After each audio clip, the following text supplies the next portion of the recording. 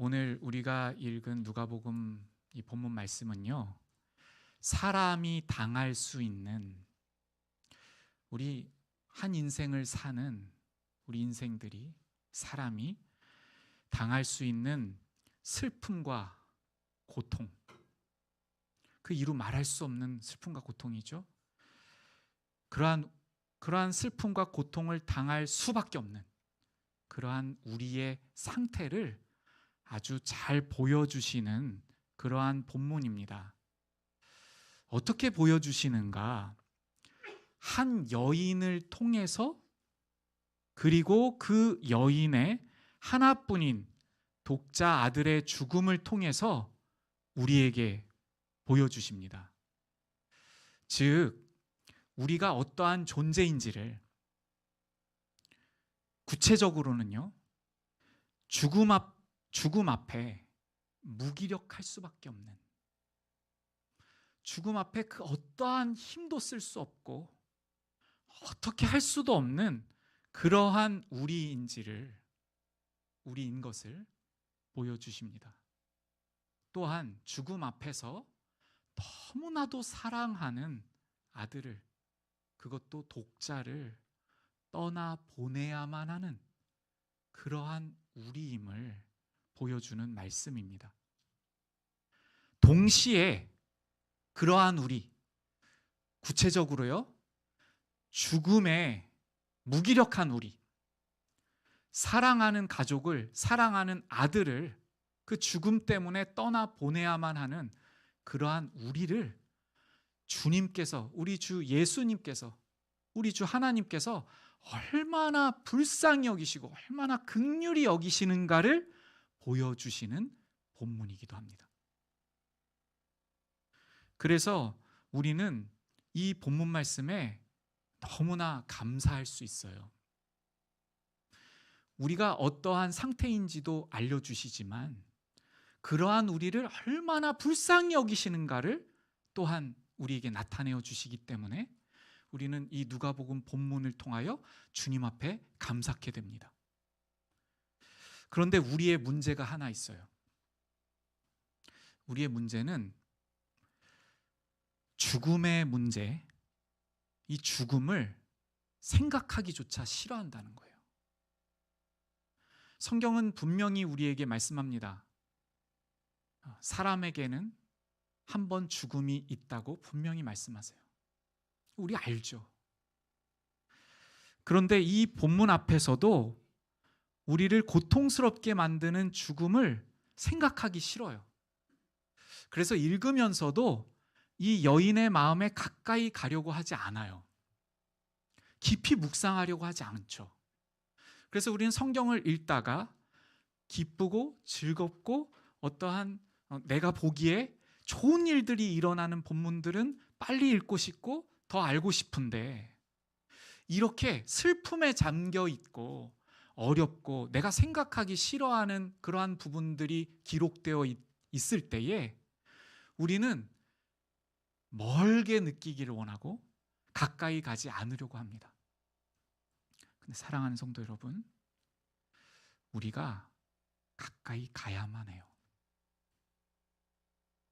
오늘 이 누가복음에서 이 여인이 당하고 있는 슬픔과 고통에 가까이 갈수록 그 여인을 긍휼히 여기시는 예수님의 마음을 우리가 경험하고 우리가 붙들 수 있어요.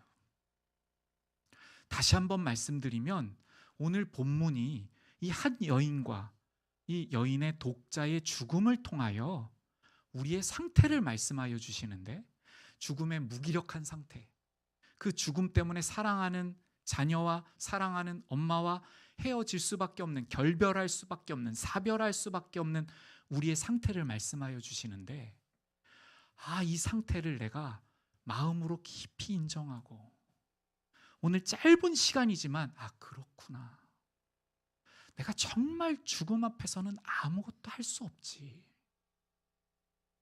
죽음 앞에서는 그 어떠한 힘도 없지, 이것을 정말 절절히 내가 절감할 때 오늘 본문이 우리에게 다가올 것입니다. 그러므로 첫 번째는 우리는 이 본문에 나타나 있는 이 여인의 고통과 슬픔에 가까이 나아가야 됩니다. 11절과 12절을 제가 다시 한번 읽겠습니다. 그 후에 예수께서 나인이란 성으로 가실새. 나인이라는 성은 즐거움이라는 뜻을 가지고 있어요. 아마도 즐거운 곳이 되기를 바라는 마음으로 이 성의 이름을 지었겠죠. 기쁨의 성, 즐거움의 성. 이 기쁨의 성, 즐거움의 성으로 예수님께서 가시고 계세요. 제자와 많은 무리가 예수님을 따르고 있습니다. 그런데 12절을 보세요. 성문에 가까이 이르실 때에 사람들이 한 죽은 자를 메고 나옵니다. 이는 한 어머니의 독자요, 그의 어머니는 과부라. 이렇게 말씀하고 있어요. 여러분, 2000년 전에 과부의 삶 어땠을까요? 이 여인은 지금 아들의 죽음을 만났는데 그 전에 이미 사별을 경험했어요.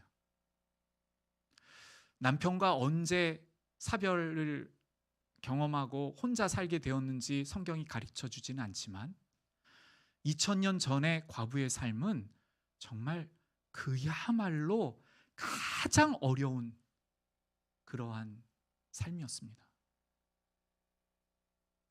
이것을 어떻게 알 수 있냐면 우리가 당시에 과부들의 삶이 어떠했는지를 예수님의 말씀을 통해서 알 수 있는 구절이 있어요. 예수님께서 누가복음 20장 47절에서요 이렇게 말씀하십니다. 그들은 과부의 가산을 삼키며, 이렇게 말씀하시는 구절이 있어요. 누가 말씀하시는 구절이라고요? 예수님께서 그들이라고 말씀하시는데 그들이 과부의 가산을 삼킨대요. 가산이 뭐냐면 재산. 그 남편이 죽으면서 남겨놓고 간 재산이 있을 거 아니에요? 그 재산을 그들이 삼킨대요. 여기서 그들이 누구인가? 서기관이에요. 서기관. 당시에 하나님의 말씀을 잘 안다고 생각했던 지도자들, 당시에 믿음이 좋다고 여겼던 서기관들, 그 사람들이 과부를 긍휼히 여기고 그 재산을 보호해 주어야 마땅하지 않습니까? 그런데 그 지도자들이 과부의 재산을 삼켰대요. 뺏어간 것입니다.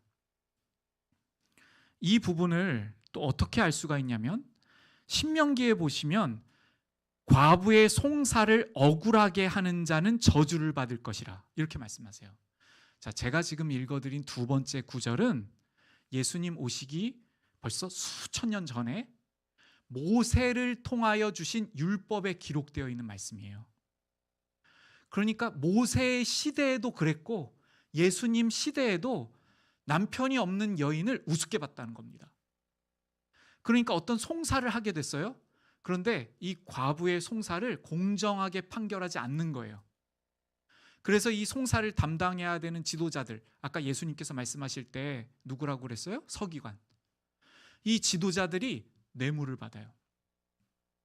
그래서 그 송사를 굽게 합니다. 그래서 과부에게 불리하게 적용해요. 과부의 가산을 빼앗아요. 과부의 재산을 삼킵니다. 이러한 일들이 일어나는 시대였어요. 과부가 얼마나 힘듭니까? 지금 남편을 잃었기 때문에 보호도 받을 수 없죠. 자기를 사랑으로 이렇게 생각해주고 위해줄 사람이 없어요. 독자가 하나 있습니다.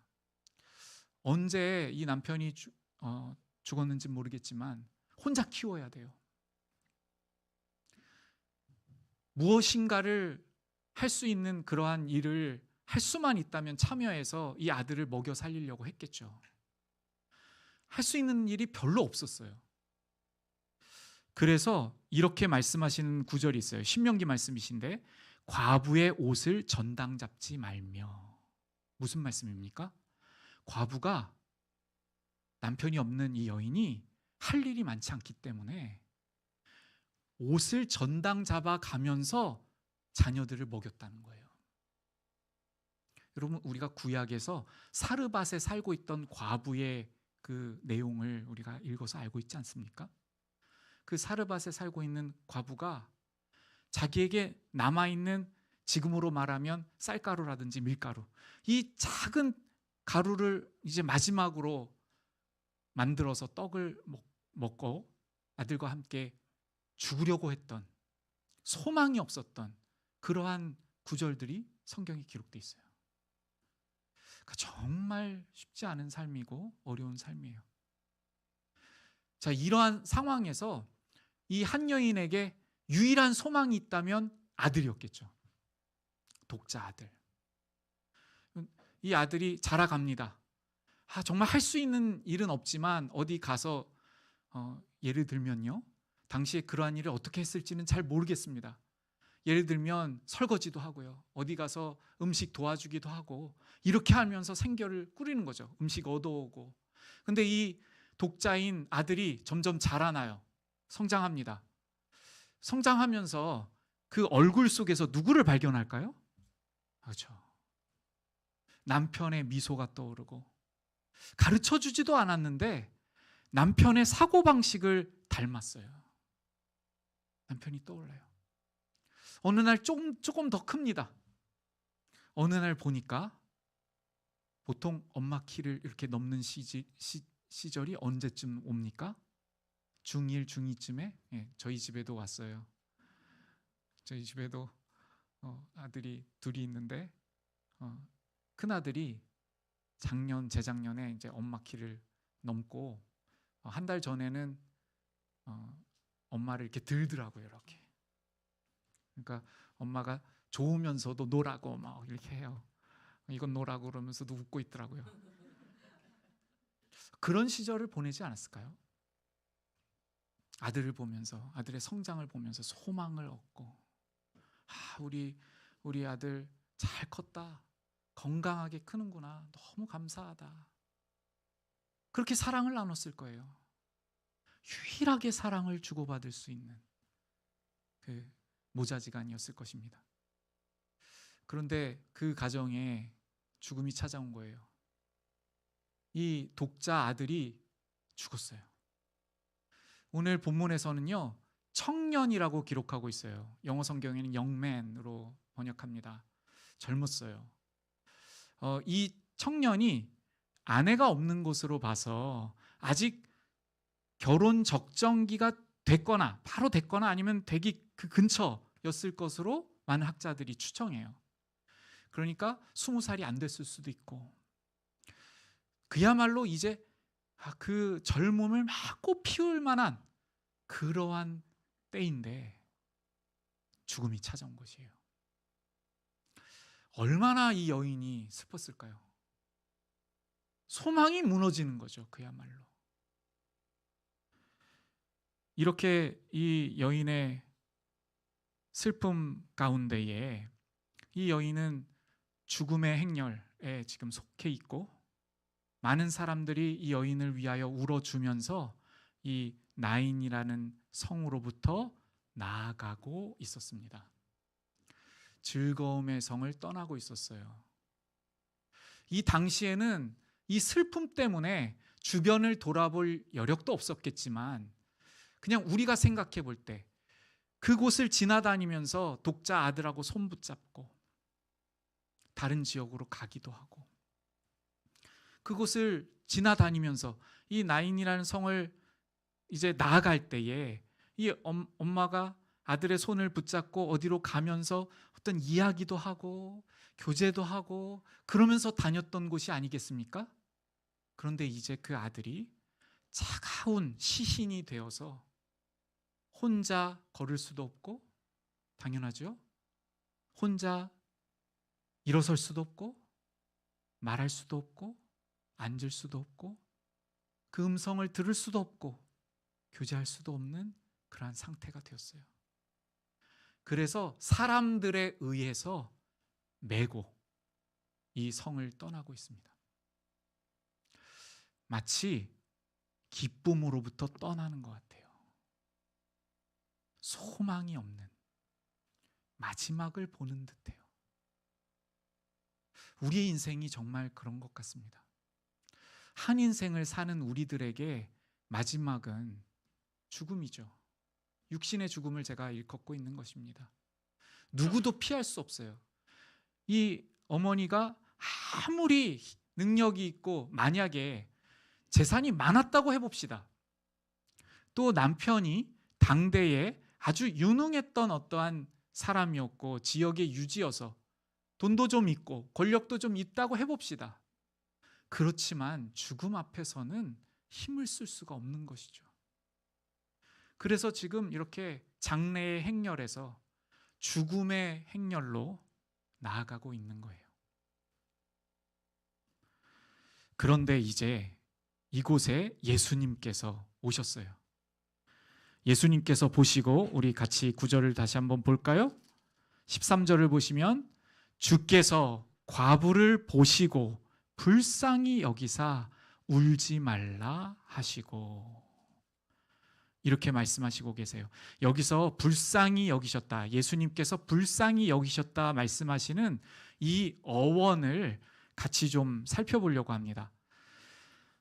이 불쌍히 여겼다 하시는 이 의미는요,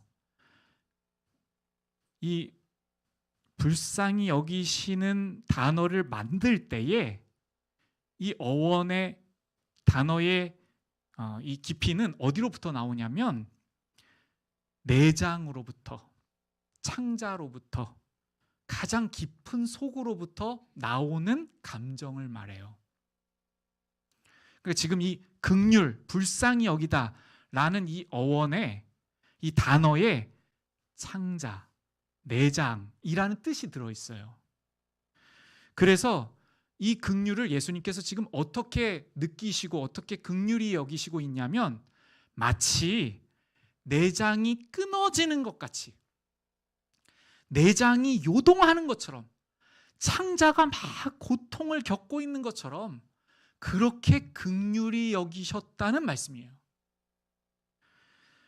고대의 사람들은 우리의 감정에, 이 사람들의 감정의 중심이 내장에 있었다고 표현을 해요. 그래서 이 창자, 이 슬픔을 말하고 고통을 말할 때에 이 창자를 가지고 표현합니다. 제가 이 부분을 이렇게 살펴보다가 우리도 그렇구나, 우리도 그렇지 않아요? 우리도 정말 큰 고통, 큰 아픔, 큰 슬픔에 잠겼을 때 정말 창자가 끊어지는 것 같다, 정말 속이 막 미어지는 것 같다, 이렇게 쓰잖아요. 그래서 우리가 그러한 고통이 있을 때 우리가 당하는 어떤 병들을 속병이라고도 하잖아요. 그렇죠? 그렇게 표현하듯이 우리의 그러한 긍휼이 예수님과 같겠습니까? 그런데 예수님께서 지금 느끼시는 이 긍휼은 정말 주님께서 그 과부의, 이 여인의 모든 고통을 주님께서 체휼을 하시면서 느끼시고 계시는 그러한 주님의 마음을 오늘 이 본문이 나타내시는 거예요. 예수님께서 아주 사무치시게 그렇게 아주 불쌍히 여기시는 겁니다. 다시 한번 말씀드리면 예수님께서는 멀리서 아이고 참 안 됐다, 아이고 참 불쌍하다 하시는 것이 아니라 몸으로 느끼시고 계시다는 거예요. 그래서 히브리서의 말씀에서는요, 이렇게 말씀하세요. 우리의 고통을, 우리의 슬픔을 체휼하시는 분이라고 말씀하세요. 이사야의 말씀에서도 예수님께서 우리의 슬픔을 당하였거늘 이렇게 말씀하시잖아요. 그렇게 주님께서는 우리의 슬픔과 우리의 고통을 아시는 우리 주님이십니다.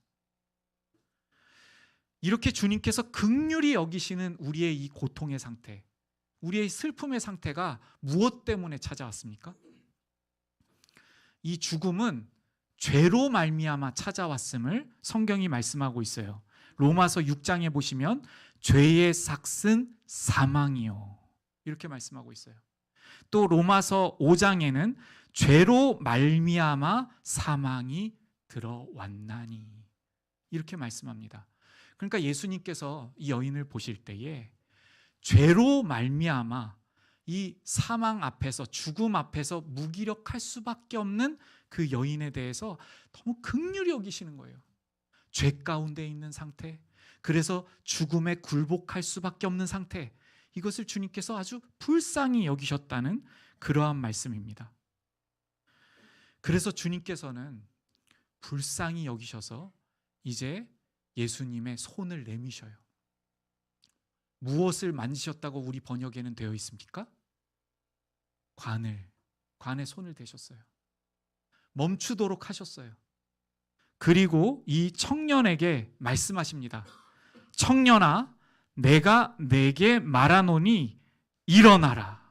이렇게 말씀하세요. 청년아, 내가 내게 말하노니 일어나라. 이렇게 청년이 이 말씀을 들을 때에 이 말씀 때문에 이 청년이 살아납니다. 여러분, 여기서 우리가 좀 생각해 볼 부분이 있어요. 여기에서 예수님께서 다른 어떠한 조건을 말씀하시지 아니하시고 명령하셔요. 청년아, 내가 내게 말하노니 일어나라. 이렇게 명령하셔요. 여기에서 이 일어나라라는 이 동사를 잠깐 나누기로 원합니다. 이 부분 잠깐 좀 집중해서 좀 들어주세요.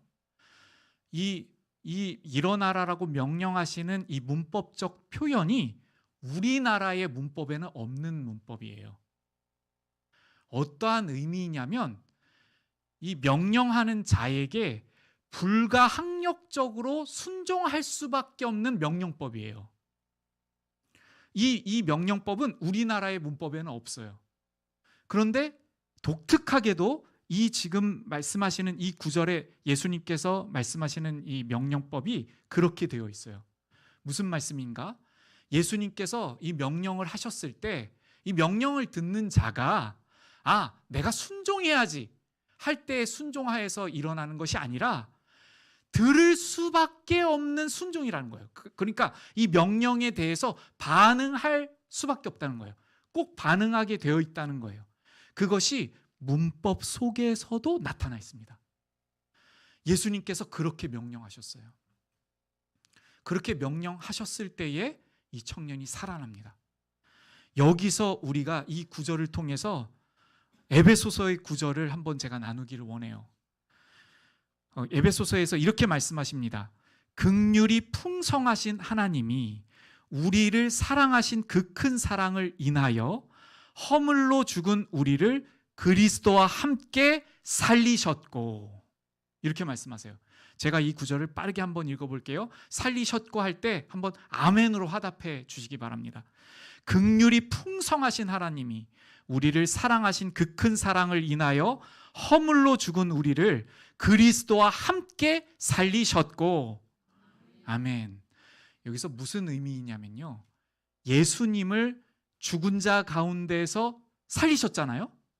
그런데 예수님을 죽은 자 가운데 살리셨던 그 영광의 능력, 그 동일한 파워로 우리를 살리셨다는 거예요. 오늘 이 본문에서요, 이 청년을 향하여 말씀하시는 일어나라 하시는 이 말씀을 우리에게 또한 말씀하시기 위하여 예수님께서 이 땅에 오셨음을 믿습니다. 어떠한 생명을 주시기 위해서요? 영원한 생명이요. 사랑하는 성도님 여러분, 지금 이 본문에서의 청년의 일어남은 소생이라고 말할 수 있어요. 진정한 부활이 아니죠. 살아나서 이 청년이 살아났지만 다시 죽었을 것입니다. 그런데 주님께서 우리에게 주시기 원하시는 진정한 생명은 영원한 생명이에요. 영원한 생명을 우리에게 긍휼하신 긍휼로 우리에게 주시기 원하시는 우리 주님이신 줄로 믿습니다. 그래서 에베소서 말씀에서도요, 긍휼이 풍성하시기 때문에 마치 예수님께서 우리의 그 영원히 죽어야 하는 상태를 보시고 창자가 끊어지시는 그러한 고통을 느끼셨기 때문에 우리를 대신하여서 우리의 죄 때문에 우리가 죽어야 하는 그 심판을 대신 당하시고 주님께서 우리에게 생명을 주시기 위해서 십자가를 지신 주님이심을 믿음으로 고백하는 우리가 되기를 원합니다. 그렇게 주님께서 이 청년에게 그 부활의 소망을 마치 먼저 경험할 수 있도록, 먼저 보여주시도록 오늘 명령하셨어요. 사랑하는 성도님 여러분, 우리에게 이 부활의 소망이 있음을 기억하기를 원합니다. 여러분, 고린도라는 곳 아십니까? 고린도 들어보셨어요? 고린도 전서 후서가 성경에 있어요. 고린도라는 지역 이름인데요, 그곳에 교회가 있었어요. 우리가 보통 초대교회라고 부르지요. 그런데 그 교회에 예수님을 믿는 성도님들이 있었는데, 그 교회에 예수님을 믿고 교회를 나아가는 성도님들 가운데에 부활을 믿지 않는 성도님들이 있었어요. 그래서 이렇게 기록하고 있어요. 그리스도께서 죽은 자 가운데서 다시 살아나셨다 전파되었거늘 너희 중에서 어떤 사람들은 어찌하여 죽은 자 가운데서 부활이 없다 하느냐. 다시 한번 정리해 볼게요.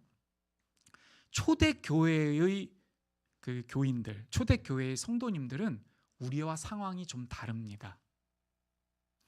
당시에 예수님을 믿고 교회에 나간다는 건요, 굉장히 많은 것들을 포기해야 돼요.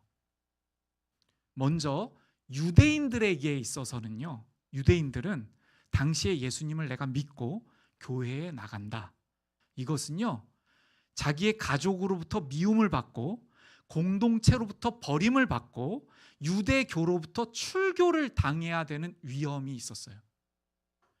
그것을 내가 감수하고 예수님을 믿고 교회에 나가는 거예요. 이방인들도 비슷해요. 이방인들도 유일하신 예수님을 믿는다는 것은 다른 신들을 더 이상 인정하지 않겠다는 거거든요. 당시에 로마 제국이 다스렸어요. 로마 황제를 숭배하고 그 황제 앞에서 로마의 황제가 신이라는 것을 그렇게 인정하고 숭배해야 됐어요. 그것을 안 하면 직업을 뺏길 수도 있고 때로는 죽음을 당하기도 했습니다. 그리고 교회를 가는 거예요. 그러한 교인들, 그러한 성도님들이었는데, 그러한 각오와 결단으로 교회를 다녔음에도 불구하고 부활을 믿지 못하는 사람들이 있었다는 거예요. 그때에 바울 사도가 설명합니다. 설교합니다. 여러분, 부활이 만약에 없다면 우리의 믿음은 헛것입니다. 이렇게 말씀해요. 여러분, 정말 그렇지 않습니까? 부활이 없다면 우리가 이 땅 가운데, 우리가 만약에 예수님을 믿고 우리의 바라는 것이 이 땅 가운데 있는 것들 뿐이라면 우리는 다른 것을 믿는 것과 다르지 않죠. 우리가 바라는 것들, 이 땅에서 우리가 얻는 것들을 위하여 신앙생활을 한다면 그것은 끝이 있고 한계가 있습니다. 언젠가 다 잃게 될 거예요. 우리의 소망이 부활에 있음을 기억하시기 바랍니다. 우리가 교회에 나오고 하나님을 믿고 예수님을 믿는다는 것은요, 예수님께서 죽은 자 가운데서 부활하셔서 우리에게 부활의 몸을 주신다는 것을 믿는다는 거예요. 그래서 우리가 영원히 죽지 않고 예수님께서 입고 있는 몸을 주신다는 것을 믿고 오늘 예배를 드리고 있는 것입니다. 우리 사랑하는 성도님 여러분, 이것을 기억하는 오늘이 되기를 원합니다. 우리에게 반드시 예수님께서 부활하셔서 입고 계신 몸, 그 몸이 어떤 몸이에요? 죄가 없는 몸. 죄 때문에 더 이상 죄로 말미암아 종노릇하지 않아도 되는 몸. 죽음에 무기력하지 않은 몸, 죽음을 이길 수 있는 몸. 영원한 생명을 가지고 하나님과 교제할 수 있는 몸. 예수님처럼, 여러분 잘 들어보세요. 예수님처럼 성부 하나님과 사랑을 나눌 수 있는 몸. 그 몸을 우리에게 주실 것을 우리 우리가 믿음으로 고백하며 나아가는 우리가 되기를 원합니다.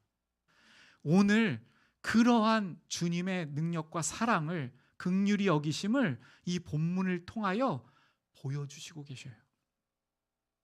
우리 한 가지만 더 기억하고 마치면 좋겠어요. 우리가 지금 두 가지 우리가 두 가지를 초점했었어요. 하나는 우리를 얼마나 긍휼히 여기시는 주님이신가. 그리고 우리에게 부활의 몸을 주실 우리 주님의 사랑과 은혜를 우리가 기억했어요. 하나만 더 기억하면 좋겠어요. 우리의 부활의 소망은 오직 미래적인 소망이 아니에요. 여러분 보세요. 오늘 본문에서 예수님께서 긍휼히 여기시고요, 이 여인에게 이렇게 말씀하시지 않았어요. 여인이여, 부활의 때가 올 것이다. 이렇게 하지 않으시잖아요. 어떻게 하십니까? 청년아, 일어나라 하시죠. 지금. 여러분, 이 부활의 소망은 현재적입니다. 우리의 죽음은, 우리의 육신의 죽음이 어느 날 끝나는 죽음도 있지만, 가만히 생각해 보면 우리에게 이 죽음과 같은 것이 많아요. 여러분, 우리 한번 솔직하게 생각해 볼까요? 어느 날 삶을 살고 있는데, 겉으로는 웃고 있는데, 겉으로는 괜찮은 척 하는데, 내 안에 생명이 없음을 발견합니다.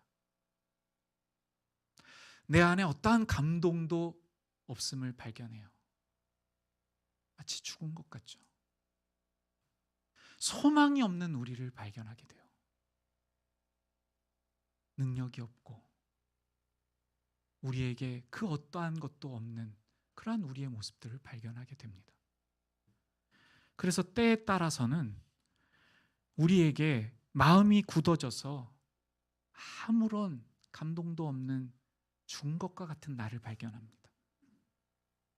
또 죄책감과 수치심 때문에 기도가 막혀버린, 주님으로부터 생명력이 나에게 넘쳐 흘러 들어오지 않는 그러한 모습들을 바라보게 됩니다. 또 때로는 분노와 미움 때문에 관계가 마치 썩어진 것 같은, 관계가 끝나버린 것 같은 그러한 죽음을 우리는 맞이하기도 합니다. 상처가 너무나도 커서 그 상처 때문에, 상처는 갈라놓잖아요. 그래서 마치 오늘 본문 속에서 죽음 때문에 갈라진 것 같은 그러한 우리의 현실을 우리는 대면하기도 합니다. 이러한 우리의 영적인 죽음들의 상태가 우리 주변에 또 우리 안에 얼마나 많은지 몰라요. 근데 주님께서는 우리에게 말씀하시길 원하세요. 마치 청년에게 일어나라고 말씀하신 것 같이 모든 죽어있는 것들로부터 일어나라. 우리를 불쌍히 여기시고 우리를 긍휼히 여기시고, 마치 주님께서 창자에서 끊어지는 것 같은 그 사랑으로 우리 한 사람 한 사람의 이름을 부르시며 일어나라고 말씀하시는 우리 사랑의 주님의 음성을 듣기를 원합니다. 우리 이 주님의 음성을 기억하시면서요, 우리 주님 앞에 찬양으로 고백으로 나아가기를 원합니다. 오늘 본문에서 반주해 주세요. 오늘 본문에 보시면 흐름이 있어요. 주님의 긍휼하심의 흐름. 첫 번째는 주님께서 이 나인성을 찾아오세요. 원래 있었던 곳이 가버나움이셨거든요. 근데 저는 이렇게 믿습니다. 이 슬픔을 아시고 50km의 거리거든요. 이 나인성에 이때에 도착하실 것을 아시고 먼저 오세요. 여러분 보세요. 이 여인이 마치 우리가 죽음 가운데 있었을 때 죽음이 뭔지도 모르고, 영원한 죽음이 뭔지도 모르고 부르짖지 못했을 때 그 여인처럼 알지도 못해요. 그런데 오셔요. 그리고 오늘 본문에서 보십니다. 그 인생을 바라보세요. 그 한 인생이 어떠했는지 다 아시죠. 죄로 말미암아 얼룩지고 상처와 갈등으로 얼룩지고 당시에는 과부의 삶으로 말할 수 없는 고난 중에 있고 그 인생을 바라보십니다. 손을 내미세요. 끊어질 것 같은 그 주님의 긍휼히 여기심으로 주님의 사랑의 손길로 그 안에 손을 대세요. 그리고 명령하십니다. 반드시 순종하지 아니할 수 없는 그 명령법이에요. 오늘 우리에게 일어서라 말씀하시는 사랑의 음성을 듣기를 원합니다. 그리고 우리 안에 죽어있는 많은 것들을 이미 아시는 주님께 내어드리기를 원합니다. 우리 같이 주님 앞에 고백으로 나아가겠습니다.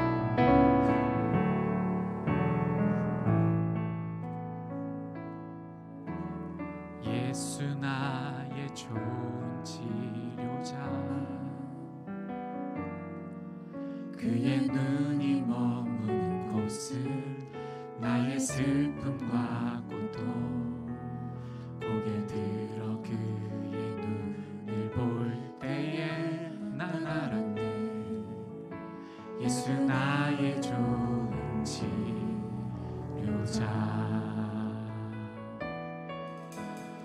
예수 나의 좋은 치료자. 그의 손길이 닿는 곳은 그의 손길이 닿는 곳은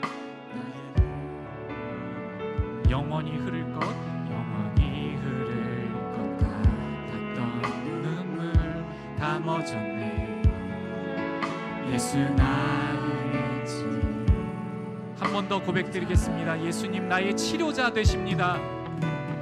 예수 나의 좋은 치료자, 그의 눈이 머무는 곳은 나의 슬픔과 고통 고개 들어 그의 눈을 볼 때에 난 알았네. 예수 나의 좋은 치료자, 예수 나의 좋은 치료자, 예수 나의 좋은 치료자. 그의 손길이 닿는 곳에 나의 상처와 아픔 영원히 잃을 것 같았던 눈물 다 멎었네. 예수 나의 치료자, 나 노래하리라.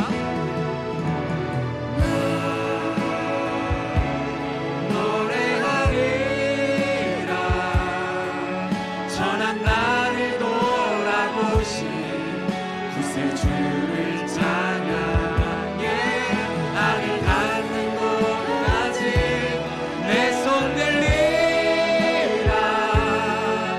예수 나의 치료자, 나 노래하리라. 나 노래하리라.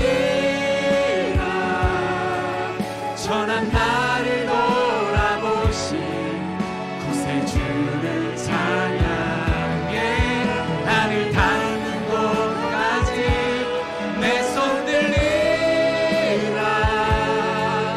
예수